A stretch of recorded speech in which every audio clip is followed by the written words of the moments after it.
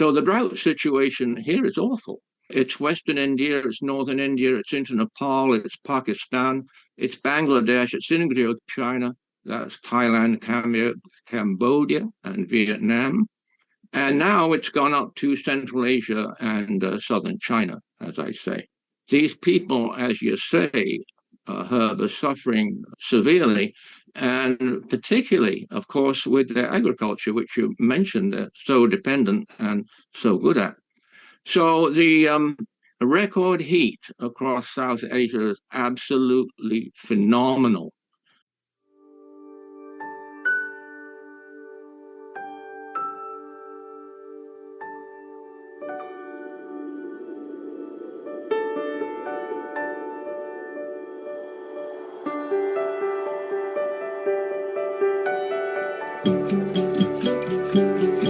Hello, and welcome to another edition of the Climate Emergency Forum. I'm Herb Simmons. I'm the author of A Climate Vocabulary of the Future, and today we'll be talking about Asia's climate crisis, scorched, drenched, and parched. Basically, I think as we know, we're going to dive into the urgent realities of the changing climate as we do every week, but we're focusing today on Asia, which is a continent at the heart of the climate crisis, where extreme weather is reshaping lives and landscapes in ways really unlike anywhere else.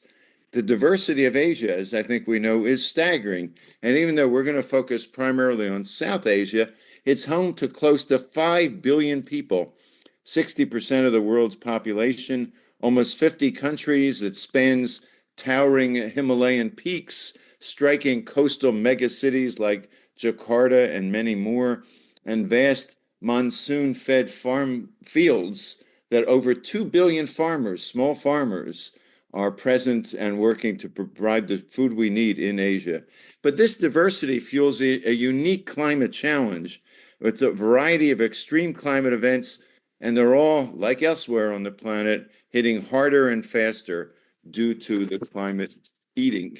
From scorching heat waves in India, where temperatures topped 50 degrees centigrade in 2024, to catastrophic floods in Pakistan that displaced 33 million people in 22. 33 million people is greater than the majority of countries in the world have as their populations. Asia faces a relentless onslaught of storms, droughts, and rising seas.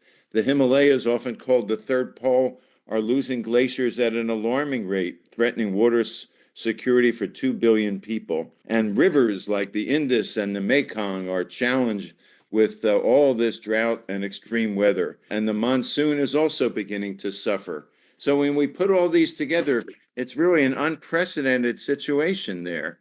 And we also have, to make matters even worse, all this geopolitical challenges to working together, that India and China are fighting with each other, and India and Pakistan literally just a few days ago almost started a major war with each other. China is in conflict with most of the nations in the southern part of the continent, which makes cooperation very, very difficult. So we're obviously not going to solve the problem of Asia's climate crisis today in 30 minutes, but with our guests and our panelists that are always here with us, we're going to get a great start to begin to look at what's happening there, why it's happening there, and what some of the lessons we learn that can apply elsewhere on the planet or so. So thank you for joining me today. And as always, I'm delighted to welcome Peter Carter. Peter is, as you know, the head of the Climate Emergency Institute, retired medical doctor, an expert IPCC reviewer, coming to us from the western part of Canada in BC. Peter, I'm so happy you're here today, and the floor is yours. Thanks, Evan. That was a very informative introduction. It painted a very good big picture. I'm actually going to start with drought. We all have heard, quite rightly, huge publicity of record heat waves year after year after year. Actually started in 2021. This part of the world is reputed to be the poorest part of the world. That might be outside Africa, but it certainly applies to Indochina, Thailand, and Burma, all those places. Also, the hardest hit region of the world with extreme weather. And I don't think there's any question about that. And Herb's mentioned some of that already. I was rather shocked when I checked the SPEI World Drought Monitor to find that going back 3 years, there have been very large regions in South Africa and in South Asia affected by drought and getting to severe drought. And that actually has expanded when I looked at the past 12 months and even expanded up to southern China. So the drought situation here is awful. It's Western India, it's Northern India, it's into Nepal, it's Pakistan, it's Bangladesh, it's into China, that's Thailand, Cambodia, and Vietnam. And now it's gone up to Central Asia and southern China, as I say. These people, as you say, Herb, are suffering severely, and particularly, of course, with their agriculture, which you mentioned, they're so dependent and so good at. So the record heat across South Asia is absolutely phenomenal. It started actually in 2021. You may remember that extreme, extraordinary heat affecting the Indochina Peninsula. And it lasted for at least 5 months. It was absolutely unbelievable. So then we've had record heat waves in this region 2023, 2022. World Weather Attribution has confirmed the attribution. Actually, in 2022, they found that the heat waves were made 30 times more likely by global climate change.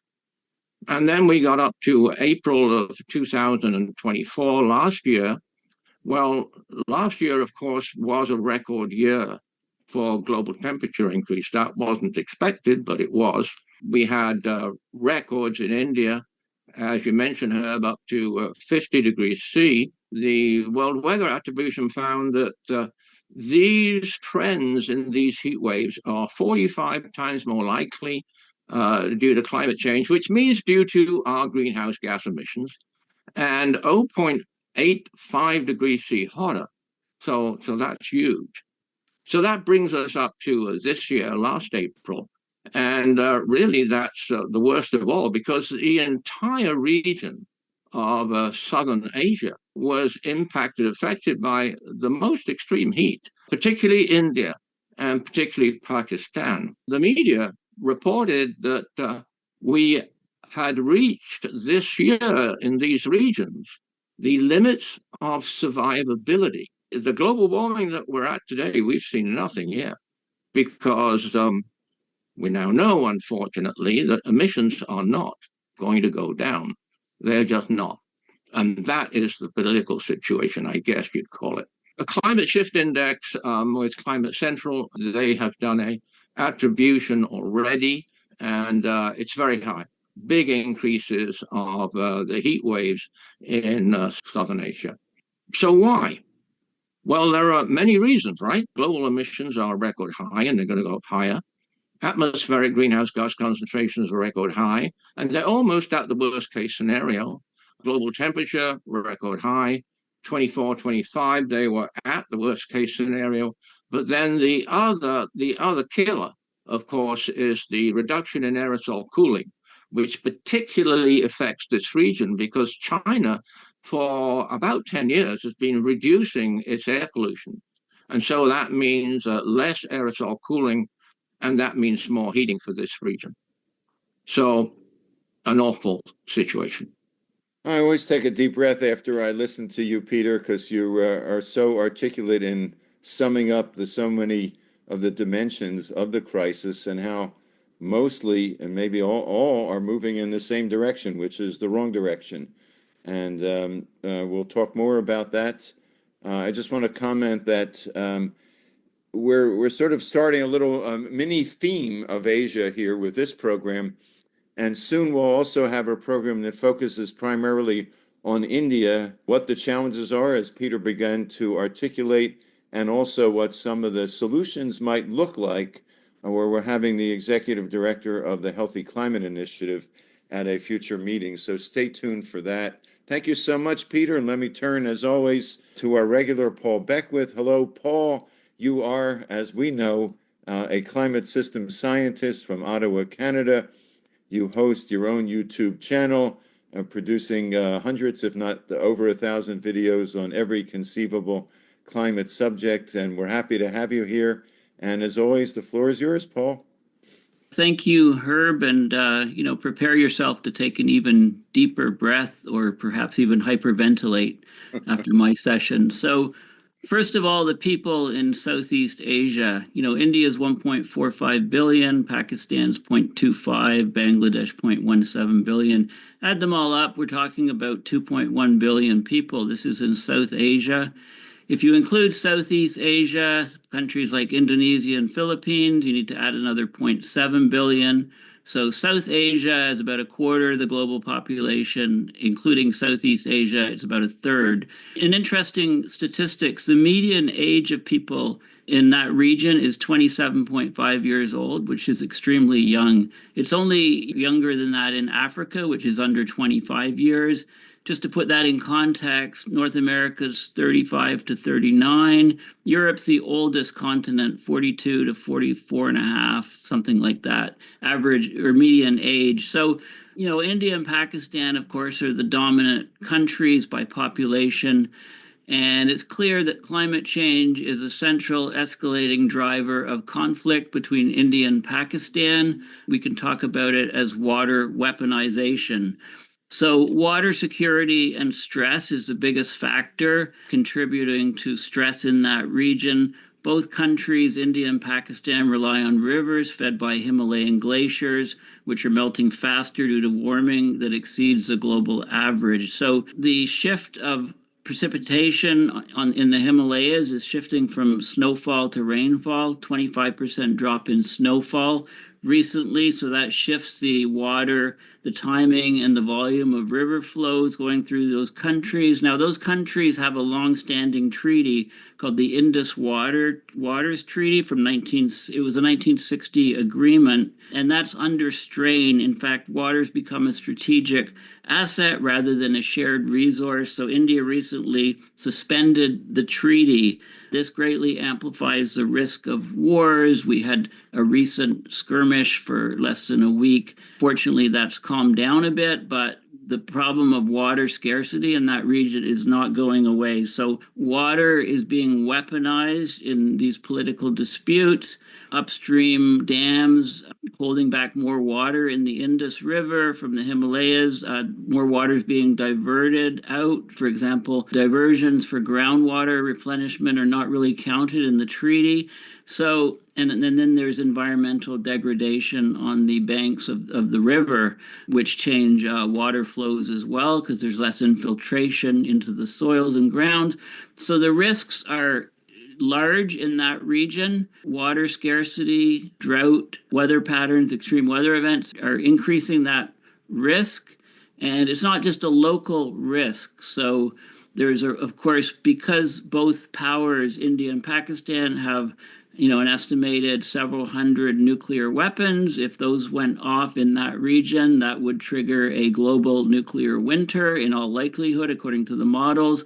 A global nuclear winter would cause widespread crop failures and food strife and could lead the fighting to spread outside of that region. So it's a it's a bit of a powder keg region. In order to have stability and peace there, especially between India and Pakistan, people are going to need that water. I mean, we're talking about water supplies being at risk for over 2 billion, 3 billion people even. So that's one of the major factors that's occurring. Also, with a median age of people 27.5 years, so young, sociologists and people studying populations say that those sort of young ages for populations, if they're not happy with their lot in life, if it's too hot for them to have a livelihood and farm, that those ages can become a powder keg, and a big risk increase factor that greatly increases risks of wars because those people will lash out against governments, etc. We all know how we feel when it's like 45 Celsius, near 100% humidity or 90% humidity, it really puts people on edge and makes them, it affects the human body, the human psyche. So it makes the risk greater. Well, you were right. I'm now having to take a double deep breath, Paul. You've, as you always do, masterfully intertwine and weave together a number of issues we don't always connect to the climate crisis, the security concerns between nations, wars, the result, as you said, of intergovernmental relationships, international relationships, like on the Indus River collapsing or being suspended, just at the time that they need to be strengthened. And of course, we're seeing that here in my country, in the United States as well. You also mentioned the important point about some of the gaps and losses in, for example, water and aquifers and so forth isn't even counted.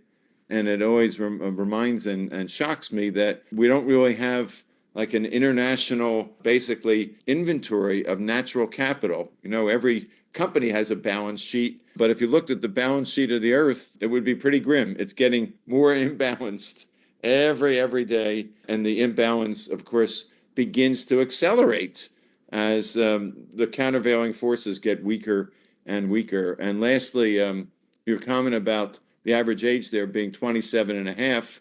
Well, that's just slightly less than the average age of the three of us, so I don't feel too bad about that. But with that, let me turn it back to Peter Carter.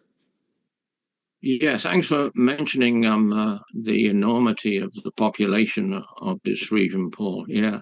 And the Himalayas, we've been aware of this, 2 billion people like years ago with the Himalayas melting. When I look at the Himalayas on the climate reanalyzer now, they're way above freezing, 10 degrees C. So, yeah, they've got to be melting fast. I mentioned drought. So, the SPEI drought monitor is actually worse than it has been over the past 3 years and 1 year. It's switched somewhat in India. It's now affecting most of India, Western India more severely. Pakistan, huge, severe. Also Afghanistan, also Bangladesh still. Still in Indochina, a little bit less, but they still have drought. And drought in southern China and drought up to northern China. So that situation is just getting worse. And of course, it's not unlikely because we're at these record global temperature increases accelerating out of sight. With regards to the global warming today, northern India, southern India still has it. Indochina still has it, so they're suffering with heat still. Now China has a significant amount of warming. Central Asia, of course, you may have heard about unprecedented warming, heat waves in Central Asia, nothing like it before, and a vast region. So we still have Bangladesh in excess warming and Pakistan really bad, and also going up to Afghanistan. So it's hardly surprising that things are getting worse everywhere. I just want to mention in closing, I have really resisted the idea that we couldn't get our global emissions down because the IPCC said they had to come down by 2025. There's no way. They're not going to come down for years and years and years. China's building more coal plants. It's back to how many coal plants it was building 4 years ago. India, of course, is building more, mining more. And of course, we now have the Trump administration pushing even more record gas production in the US, record oil production in the US, going to be even higher. And of course, Trump digs coal, damn him. So my last mention was I looked into the coal situation and can Trump do that? Oh my God, the largest coal mine in the world is in the United States. It's in Wyoming, Gillette, Wyoming. That's the largest coal mine in the world. So there's lots of coal mines that you can reopen and increase the ones that are producing. Thanks, Peter. Yes, coal, of course, is used on a massive scale in China, as is everything on a massive scale. I think we're all familiar with statistics. I may not have these exactly right, that sort of China used more concrete in the last decade or two than the rest of the world did in 100 years together, and all that generates emissions. And even though China is making major efforts at transitioning to green energy. They have whatever the thinking is behind the scenes. There is also, as you're saying, Peter, continued emphasis on coal and other dirty energy to power their economy for better or for worse. You've also pointed out, all of you there, the extremes of weather, and we've talked about this term before, particularly Paul, about whiplash weather, and that's evident in China as well. And we've even come up with new terms for some of this stuff that combines disparate phenomena that were never thought about being combined, like the concept of a flash drought, an atmospheric river, and many, many more. And these are all applicable to China. One more phenomena that is not as true or as evident here in North America is what I've called in my book dust debacles, that these dust storms, as a result of the drought and the extreme weather and the parched conditions in parts of Central Asia as well as Africa and elsewhere, can last for days and weeks, where you can barely see, you can barely breathe. And these are happening usually in parts of the world that have the greatest amount of poverty, that have the fewest resources to protect people against the ravages. So it's this unholy combination of severe weather, political impotence, and lack of resources, and focus on other things like wars and so forth, that make it so difficult to have the energy transition that's absolutely necessary. And as Peter points out, we're so far behind on that it's questionable whether and how we're ever going to be able to catch up. With that, let me bring it back to Paul for any additional and last comments. Yes, thank you. So I've already mentioned that snowfall has decreased 25% in the last several decades in the Himalayas, and now it's rainfall instead. The glaciers, it's so warm there, and Peter's mentioned how warm, that since 2011, if you look at the melt rates of the glacier, the Himalayas in general, from 2011 to 2020, that decade, the melting is 65% faster than the previous decade to that. So that's 2001 to 2010.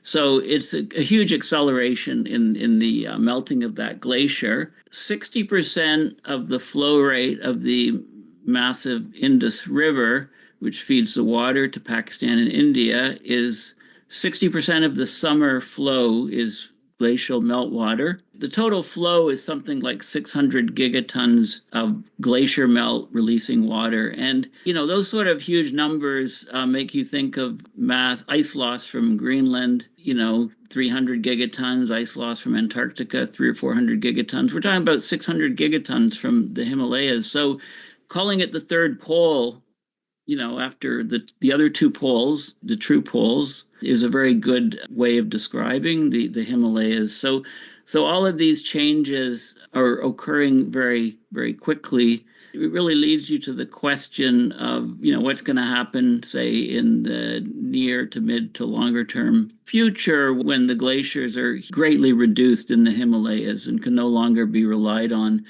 So what can we do? I mean, these countries need to start really looking at desalination. I mean, they're on coastlines, right? They need to start really working and investing in finding ways to get more water from other sources other than the Indus. And if you want to look on the global scale for a little bit, we've talked in previous videos about the potential of the AMOC failing.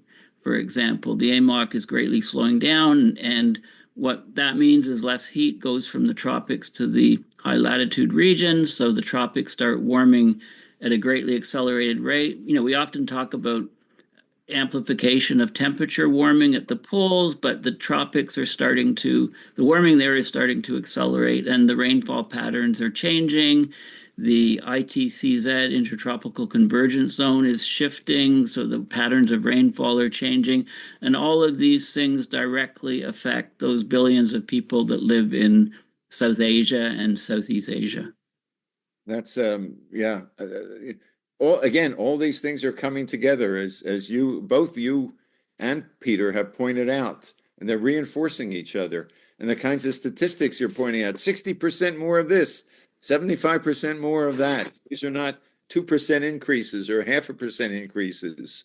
I mean, these are increases that are beyond the capacity of governments to respond to, of individuals often to respond to, and of natural systems, perhaps most importantly, to respond to without changing their state into a new state. And a new state is almost never going to be good news because we've evolved in a kind of Goldilocks Holocene state where things weren't too hot and they weren't too cold, they weren't too dry and they weren't too wet.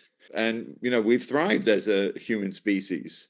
And when you get used to thriving, at least some of us in the global north and elsewhere, it's very difficult to sort of change positions there.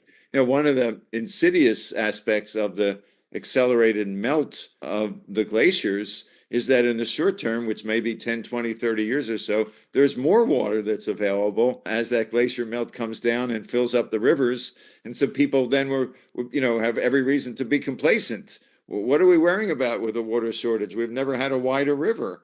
And of course, we're just basically taking our natural capital and eating our natural capital and guaranteeing that the future generations will say to us, what the hell did you do?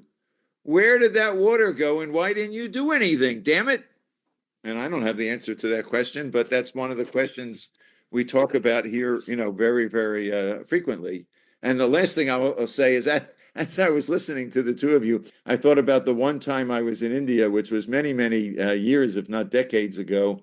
And my background is urban planning, and I came across in an Indian a bookstore with English language books, a volume this thick that was the Indian national plan for the next 10 years or so.